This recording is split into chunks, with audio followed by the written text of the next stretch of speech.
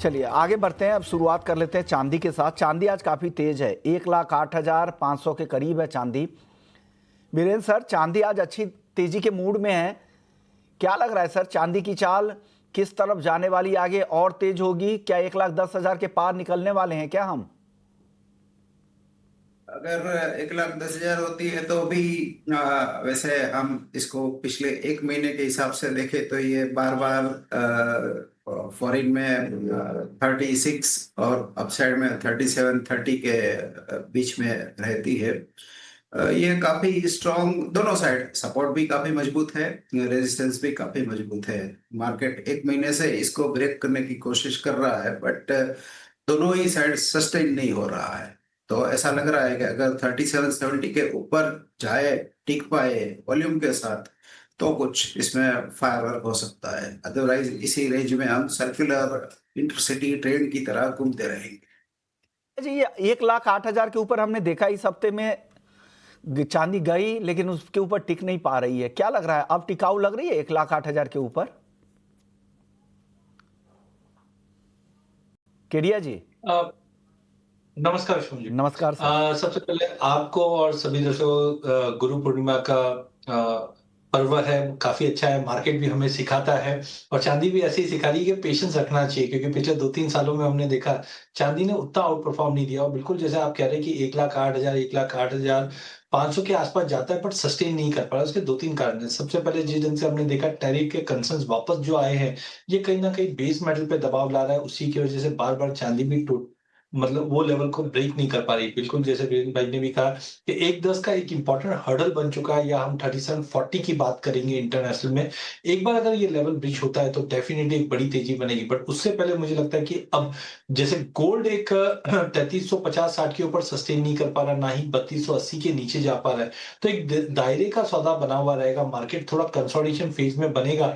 लेकिन हाँ, साल के अंत तक की अगर मैं बात करूं तो डेफिनेटली मुझे लगता है कि 1.10 का लेवल भी टूटेगा और ऊपर में हम 1.30 तक भी आते हुए देखेंगे। बट टाइमिंग एक छोटा कंसोलिडेशन या थोड़ा पुल बैक रहेगा, जो हो सकता है 1,02,000-3,000 नीचे में और 1,10,000 ऊपर में। जब तक 1.10 के ऊपर नहीं जाता है विश्व में, मुझे लगता है मार्केट एक दायरे में ट्रेड करता हुआ दिखेगा। तो 1,10,000 के ऊपर जब तक चांदी नहीं जाती है तब तक दायरे का ही कारोबार दिखेगा। और हम इस हफ्ते देखा भी हमने कि 1,000 रुपए के रेंज में चांदी ट्रेड कर रही थी।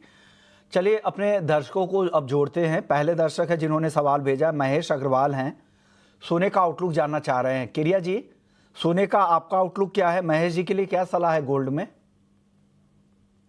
देखिए, गोल्ड में मुझे लगता है कि जितने भी फैक्टर्स है, मुझे लगता है वो ऑलमोस्ट सब अचीव हो चुके हैं। जैसे डॉलर इंडेक्स में हम भारी गिरावट देख रहे थे 10.5% की, जो फर्स्ट हाफ में 50 सालों में सबसे बड़ी गिरावट रही है। अब यहाँ से डॉलर इंडेक्स रिकवर कर रहा है। इंटरेस्ट रेट में जो हम देख रहे थे कि 0.25% से 1% तक का रेट कट आ सकता है, वो अब आधे परसेंट के ऊपर बातें नहीं हो रही है। जियोपॉलिटिकल टेंशन कुछ हद तक हो गया, तो मैं ज्यादा बड़ी तेजी नहीं देख पा रहा। अनलेस एंड अनटिल 3360 के ऊपर गोल्ड नहीं जाता है या 3400 के ऊपर होल्ड नहीं करता है, मे भी पॉसिबल है 7-8% का भी करेक्शन अगले महीने 1.5 महीने में देख पाए। डोमेस्टिक मार्केट पे भी हमने मल्टीपल ऑफ टाइम 1 लाख का लेवल छूते हुए देखा, बट सस्टेनेबिलिटी नहीं दिखाई दे रही। तो मुझे लगता है कि थोड़ा समय लेंगे अगर महीने भर का, तो गोल्ड एक करेक्टिव फेज में है। हाँ, इंट्राडे के लिहाज से अगर बात करूं तो 97,200 जो कल भी हमने हाई थोड़ा बहुत होते हुए देखा, तो 97,200 के करीब बेच के चलिए। 97,700 का स्टॉप लॉस लगाइए। 96,200 तक के टारगेट मिल जाएंगे। तो ऑप्शन के जरिए करके चलिए, तो 97 का आप पुट लेके चल सकते हैं 1,500 के टारगेट के लिए। ओके, तो ये सलाह है। आप ऑप्शंस के जरिए भी जा सकते हैं। गोल्ड मिनी के 97,000 के स्ट्राइक की पुट खरीदने की सलाह यहाँ पर दे रहे हैं केरिया जी। चांदी भी केरिया जी को लगता है कि 1,09,000 पे बेचे, 1,07,500 तक नीचे की तरफ आ सकती है। अगले दर्शक हमारे साथ राकेश है, सागर एमपी से। गोल्ड और क्रूड में क्या करना चाहिए? बीरेन सर, क्या करना चाहिए? गोल्ड और क्रूड दोनों पर राय चाहिए इनको? गोल्ड में हल्का सा बाउंस पे शॉर्ट कर सकते हैं 97,200 के आसपास। 97,700 का स्टॉप लॉस होना चाहिए। 96,400 का 96,400 का लक्ष्य रख सकते हैं। क्रूड में मैं बाय ऑन डिप्स प्रेफर करूंगा। यहाँ 5700 के आसपास बाय करना चाहिए। 5900 का लक्ष्य रहेगा। 5600 रुपये का स्टॉप लॉस रहेगा। शुभम जैन है, गोल्ड मिनी की स्ट्रेटजी जानना चाह रहे हैं कि गोल्ड मिनी में क्या स्ट्रेटजी, किस तरह से काम करना चाहिए बीरेन सर? गोल्ड मिनी मोर और लेस सेम ही रहता है। 30-40 रुपया का फर्क रहता है। टेम्पररी जॉबिंग या अल्गो की हिसाब से जो डिस्क्रिप्शन रहती है, तो मोर और व्यू सेम ही रहता है क्योंकि दोनों कॉमेक्स को ही फॉलो करते हैं। हसमुख है गुजरात से, क्रूड और नेचुरल गैस में ऑप्शंस की स्ट्रैटेजी जानना चाह रहे हैं। केडिया जी, क्रूड में और एनजी में दोनों में ऑप्शन ट्रेड है क्या आपके पास आज? हाँ, बिल्कुल मुझे लगता है कि देखिए कच्चे तेल का एक एग्जांपल देता हूँ। हमने कल काफी अच्छी गिरावट देखी, प्राइसेस ने 270 का लेवल छुआ, बट आज मार्केट 1.5% की तेजी के साथ एक शॉर्ट कवरिंग में है। शाम को इन्वेंट्री है जो 56 बीसीएफ आ रही है, थोड़ा सा बढ़कर आ रही है, but I think market already discount कर चुका है। तो ऐसे समय में मुझे लगता है कि नेचुरल गैस में कल की बड़ी गिरावट के बाद ऑप्शन ही बेहतरीन विकल्प है, क्योंकि कल तक हम 5% की गिरावट देख रहे थे और आज रिकवर कर रहे हैं, तो मे बी इन्वेंट्री का चेंजेस आए। तो यहाँ पे 270 का कॉल लीजिए 15 रुपए में, 10 का स्टॉप लॉस लगाइए, 23 का टारगेट रहेगा। वही कच्चा तेल ऐसे जंजर पे है कि यहाँ पे हम देख रहे हैं ओपेक प्रोडक्शन बढ़ा रहा है, आगे डिमांड आउटलुक भी थोड़ा ठीक ठाक नहीं दिखाई दे रहा है, लेकिन दूसरी ओर सऊदी या मिडिल ईस्ट प्रीमियम बढ़ा रहा है एशिया के लिए, वो दिखाता है कि इंप्रूवमेंट होगा। तो $70 ब्रेड बहुत ही इंपॉर्टेंट पे है, बिकॉज जियोपॉलिटिकल टेंशन अगर बढ़ता है तो हो सकता है 72-73 तक जाए, जो रेड सी में हमने यहूदी के नए अटैक्स देखे हैं, लेकिन ऐसा कुछ नहीं हुआ।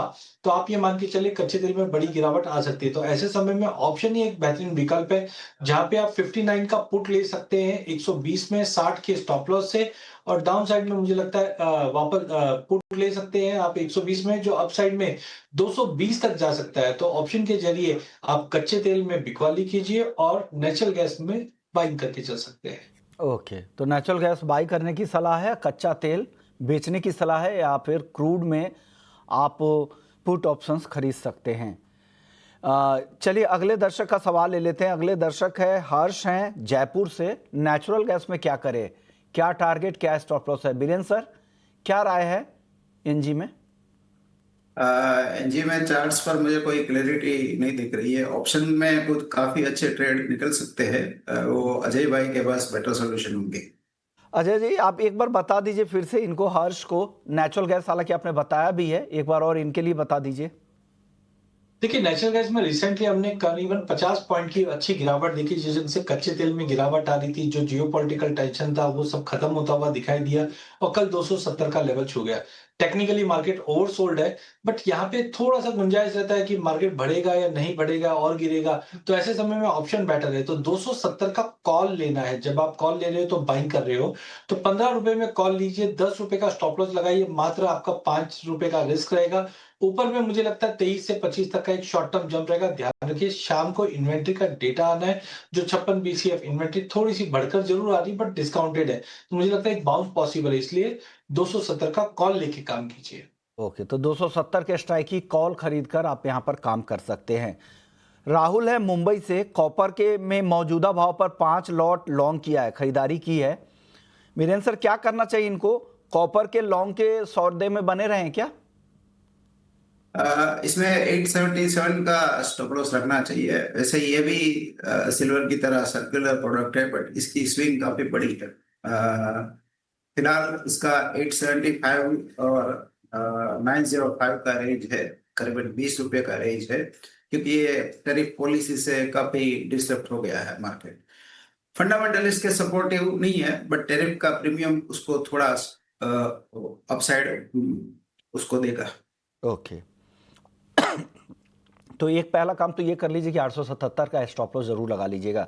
कृष्ण है दिल्ली से, ये भी कॉपर पर ही सवाल पूछ रहे हैं। केडिया जी, आप बता दीजिए कॉपर में क्या करना चाहिए कृष्ण को? देखिए कॉपर में मैं काफी तेजी में था, जिस दिन से हमने कच्चे एलएमई पे चेंजेस होते हुए देखा। यूएस में इंपोर्ट काफी बड़ा था, लेकिन सबसे बड़ा ट्रिगर जो रहा है वो 50% टैरिफ का है, जिस दिन से स्टील और एल्यूमिनियम पे लगे, अब कॉपर पे भी लग चुका है। तो मुझे लग रहा था कि और बहुत बड़ी तेजी दिख सकती है, लेकिन जिस दिन से अब ये न्यूज डिस्काउंट हो चुकी है, इसका मतलब ये नहीं कॉपर में तेजी नहीं आएगी, बट थोड़ा समय लगेगा, क्योंकि जैसे ही हमने टैरिफ लगने की बात देखी तो कॉमेक्स पे तो कॉपर $6 टच कर गया था, बट तुरंत रूप से हमने एलएमई पे, संगाई में, एमसीएक्स में उतना बड़ा जंप नहीं देखा, जब मार्केट वापस नीचे आ गया। तो कोई बड़ी फॉल भी नहीं है, तो बड़ा जंप भी नहीं है। अब मार्केट थोड़ा सा दायरे में रहेगा, बिकॉज जो इवेंट आने वाला था वो हो चुका है। हालांकि आउटपुट्स में थोड़ी सी कमी बताई जा रही है, जिसका सपोर्ट मिला हुआ है। तो कॉपर में 884 पे लेके चलिए, 880 का स्टॉप लॉस लगाइए, 892 का टारगेट रहेगा। पोजिशनली भी ठीक-ठाक है, बट अब थोड़ा समय लगाएगा कॉपर बढ़ने में, लेकिन 892 के टारगेट के लिए ले सकते हैं। तो 892 के टारगेट के लिए खरीदने की सलाह यहाँ पर आ रही है। 880 का स्टॉप लॉस केडिया जी की तरफ से, 877 का स्टॉप लॉस कॉपर में बीरेन सर ने दिया है। चलिए वक्त है ब्रेक का। ब्रेक के बाद जब लौटेंगे तो राइस मार्केट का आउटलुक समझेंगे कि राइस मार्केट में इतनी मंदी क्यों है, क्यों दाम लगातार गिर रहे हैं। हमारे साथ प्रेम गर्ग होंगे, उनसे जानेंगे राइस मार्केट का पूरा आउटलुक। ब्रेक के बाद आपका स्वागत है और आप देख रहे हैं कमोडिटी फटाफट। और कुछ और दर्शकों के सवाल ले लेते हैं। अगले दर्शक हमारे साथ निखिल हैं। चांदी में कौन सा ETF खरीदे? हालांकि बेंचमार्क चांदी के प्राइसेस ही रहते हैं, तो यहाँ पर रिटर्न आपको बहुत फ़र्क नहीं मिलेगा। एक्स रेशियो के आधार पे हो सकता है कि थोड़े बहुत फ़र्क मिले, लेकिन रिटर्न उसी के बराबर होगा। यहाँ पर लिक्विडिटी देखना ज़रूरी होता है। तो निपॉन का जो सिल्वर ETF है वहाँ पर लिक्विडिटी अच्छी है। ICICI प्रूडेंशियल का जो सिल्वर ETF है वहाँ पर भी लिक्विडिटी अच्छी है। तो ये देख ले और अपने एडवाइजर्स की भी आप सलाह ले सकते हैं। इसके अलावा बहुत सारे ETF आपको सिल्वर ETF है जो बहुत सारी AMCs है जो देती हैं। आप एक बार ऑनलाइन भी इसे चेक कर सकते हैं। केडिया जी, आप कुछ राय देना चाहेंगे? सिल्वर ETF में ये निवेश करना चाहते हैं, चाह रहे हैं, किस ETF में पैसा लगाना चाहिए? बिल्कुल, सबसे इम्पोर्टेंट जो आपने पॉइंट कहा है कि लिक्विडिटी बहुत इम्पोर्टेंट है, और मैं देख पा रहा हूँ कि निप्पॉन सिल्वर ETF की अगर बात करें 103-70 के आसपास का भाव ट्रेड कर रहा है, और वॉल्यूम्स भी आप देखोगे तो काफी अच्छा है, करीबन 68,90,000 के आसपास का है। और ये 100% तो नहीं बोलेंगे, बट हाँ, काफी हद तक ये चांदी के भाव के हिसाब से ही मूव करते हैं। रिसेंटली हमने देखा भी है इसका कि मूवमेंट जो है पिछले 1 साल के अंदर काफी शानदार है। जब चांदी हाई पे है वो टाइम पे 106 तक NAV चली गई थी, अब 103.65-70 के करीब ट्रेड कर रहा है। तो एक अच्छा जरिया है जब आपको चांदी में निवेश करना है लॉन्ग टर्म के लिए, तो आपके 3-4 विकल्प हो जाता है। एक तो ETF के द्वारा ले सकते हैं, एक्सचेंज में भी डिलीवरी ले सकते हैं अगर आपकी क्वांटिटी है कि मैं 5 किलो या 30 किलो ले पा रहा हूं, तो वो भी आप ले सकते हैं। बट ETF बहुत ही अच्छा विकल्प है। यहाँ पे आपको, जैसे आप इक्विटी में SIP करते हैं, वैसे आप सिल्वर ETF में SIP भी करके आप चांदी में निवेश करके रह सकते हैं। ओके। और एक सबसे अच्छी बात है कि यहाँ पर आपको स्टोरेज कॉस्ट की चिंता नहीं रहती, रख रखाव की चिंता नहीं होती है, GST नहीं देना पड़ता है। तो ये ETF के फ़ायदे हैं और रियल टाइम बेसिस पे आप खरीद बिक्री कर सकते हैं। प्योरिटी की भी कोई चिंता नहीं होती है। नायाब है, हल्दी पे सवाल पूछ रहे हैं कि अगले 3-4 महीने के लिए क्या आउटलुक है हल्दी का? बीरेन सर, क्या आउटलुक है हल्दी का? 3-4 महीने का आउटलुक चाहिए इनको। टेम्पररी मार्केट ने काफी अच्छा बेस बनाया है 13,200 के लेवल पे। यहाँ से थोड़ा रिकवरी बाउंस आना चाहिए 13,800 13,900 तक का, मे बी 14,000। बट ये करेक्टिव रैली है, तो मैं टेम्पररी इसमें बाई साइड प्रेफर करूंगा। बाई साइड प्रेफर करेंगे। आपकी राय हल्दी पर केडिया जी? देखिए, हल्दी में 2 चीज आप इंपॉर्टेंट समझिए। एक, पिछले साल भी हमने जो सोइंग थी वो बढ़ते हुए देखी, ये साल भी मानसून काफी अच्छा है, सोइंग का एरिया भी बढ़ा है। उम्मीद है कि जो नंबर्स है वो हम 20 जुलाई के बाद से और अच्छे समझ में आएंगे। बट मेरा जो कंसर्न है वो है कि जुलाई से लेकर दिसंबर के बीच में जो हमारी खपत होनी है उसके लिए माल कितना है। तो ये पीरियड में एक अच्छा स्पाइक लगता हुआ दिखाई देता है। रिसेंटली हमने अभी 13,000 का लेवल छुआ, हार्मोनिक पैटर्न बना है जिसके बाद से मार्केट में एक अच्छी रिकवरी है। तो मेरा मानना है कि एज ऑफ नाउ तो 13,300 पे लेके चलिए, 13,100 का स्टॉप लॉस लगाइए, 13,700 का टारगेट है। बट विश्वन सोइंग का फिगर्स काफी इंपॉर्टेंट होने की, कुछ लोगों का मानना है कि 30-40% है, कुछ लोगों का मानना है कि इस बार सोइंग डबल हो सकती है, बट चांसेस थोड़े कम है। बट पिछले साल भी हमने 25-30% बढ़ते हुए देखा, तो इतना भी अगर सोइंग बढ़ती है तो हमारे पास नया माल जो आएगा वो जनवरी-फरवरी में आएगा। तब तक अगर शॉर्टेजेस कंटिन्यू रहता है तो प्राइजेस अच्छी खासी तेजी, मतलब 170-180 भी दिखा सकता है। बट सोइंग के नंबर्स आने के बाद एक्चुअल पता चलेगा कि कितना शॉर्टेज है और कितना एक्सेस होने वाला है आने वाले सालों में। तो रियल डेटा आ जाएं एक बार, फिर आप इसके हिसाब से भी। लेकिन तेजी आपको यहाँ से लग रही है 17,000 18,000 तक के भी जाने की संभावनाएं केडिया जी को लगती है लंबी अवधि में। प्रियांशु मोदी है, जीरे में क्या करना चाहिए? केडिया जी क्या करें जीरे में? देखिए, जीरे में मैं ज्यादा तेजी में तो नहीं हूँ। हाँ, रिसेंट गिरावट के बाद 19,500 से प्राइजेस में रिकवरी आई है। ऊपर में मुझे लगता है एक बार वापस 20,500 20,600 का लेवल दिखा दे, बट सस्टेनेबिलिटी नहीं, क्योंकि हमारे पास कैरियर स्टॉक बहुत अच्छा है। चाइना से क्रॉप को लेकर अब क्लियरिटी मिलते हुए दिखाई देगी, थोड़ी बहुत इंक्वायरीज बढ़ी है, एक्सपोर्ट के नंबर ठीक ठाक है, जिसकी वजह से प्राइजेस करंट लेवल पे आप लेके चलिए एक बार 20,500 20,600 तक, बट बार बार में प्रॉफिट बुक करते हुए चलिए। स्टॉक हमारे पास काफी अच्छा है। ओके सर, ग्वार सीड ग्वार गम क्या हो रहा है केडिया जी? यहाँ पर कुछ तेजी की उम्मीद है क्या? देखिए, मैं आज भी एक जन से ऐसे डिस्कस कर रहा था, पूरे एग्री पैक के अंदर गवार सीड गवार गम काफी लुक्रेटिव बनने लग गया है, क्योंकि जिस ढंग से कैस्टर के अंदर तेजी आई तो थोड़ी लिक्विडिटी बनी है।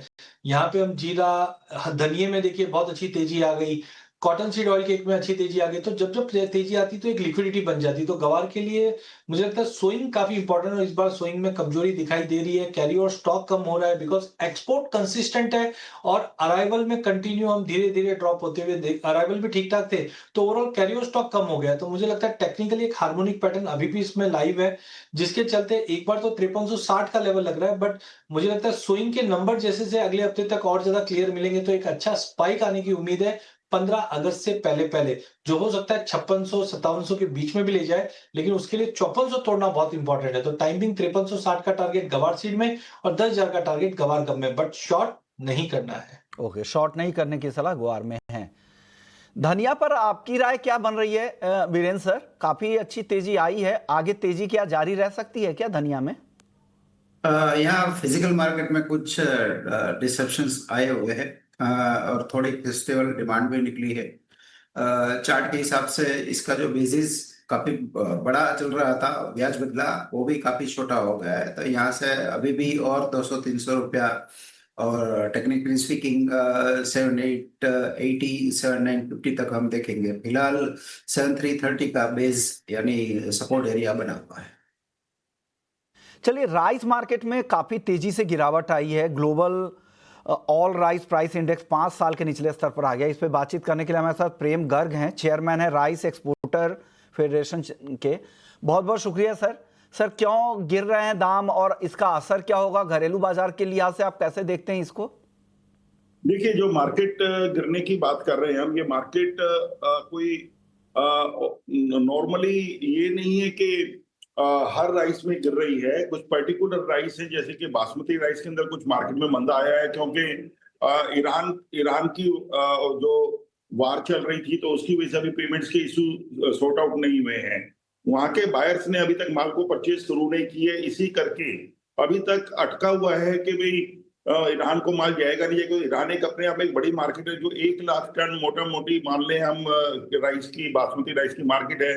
इसीलिए जो मार्केट तेज हुई थी जैसे ईरान चालू हुआ था, तो वो घट के ईरान की मार्केट वापस होने की वजह से अभी समझ लीजिए कोई जो 60 रुपए के करीब जो राइस बिक रहे थे या जो 80 रुपए हो गए थे, और पैडी का दाम 44 रुपए से बढ़ के 60 रुपए हो गया था, वो वापस 44 पर आ गया है।